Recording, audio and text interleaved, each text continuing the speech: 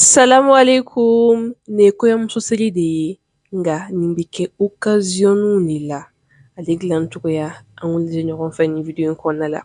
an b'an ka ji bila daga sanfɛ an bɛ sɔrɔ ka na malo dɔɔni ta k'a kɛ an ka daga la i yɛrɛ bɛ se k'a kɛ ka bɛrɛ bɛn i k'a kɛ a ma an bɛ kɔgɔ fitinin fana far'a kan sisan nɔ o mana bɔ yen nɔ ale kɛ fɛnw ye babi ani yiri fara ni an bɛna na o fana fara a kan geni misɛnmanin dɔɔni ani bɛnɛfunti den naani ɲɔgɔn na an bɛ na o de kala sisan nɔ k'a to yen nɔ a n'o ka tobi ni ɲɔgɔn ye ale kɔni ji tɛ dunya dɛ ale ji diya in dɛ o de ye a nafama yɔrɔ ye an bɛ sɔrɔ ka na sukiri gilasinin kɛ a la den damadɔ an b'o bila a la lɛ kɔsantere nɔn sukiri o fana den kelen ɲɔgɔn na an bɛ na o yɛlɛma a la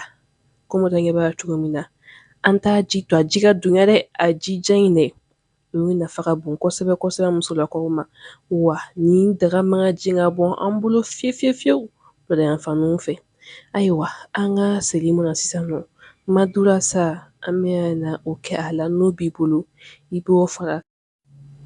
ani cɔgɔmugu dɔɔni ale fana nafa ka bon kosɛbɛ ani yawurutu natiri o jɔyɔrɔ ka bon kosɛbɛ kosɛbɛ an musolakaw ye o fana kɔɲɔ ɲɛ kelen bɛ kɔɲɔ ɲɛ fila ɲɔgɔn na an bɛ na o fara kan sisan nɔ ka sɔrɔ k'a melange i bɛ nin min wulafɛ yan fanw fɛ o fana bɛ se k'a min koyi ni nin in jali ye i bɛ se ka lajɛ ka ka i b'i abonne walasa ka fɛn caman wɛrɛ ye aw kan bɛn o la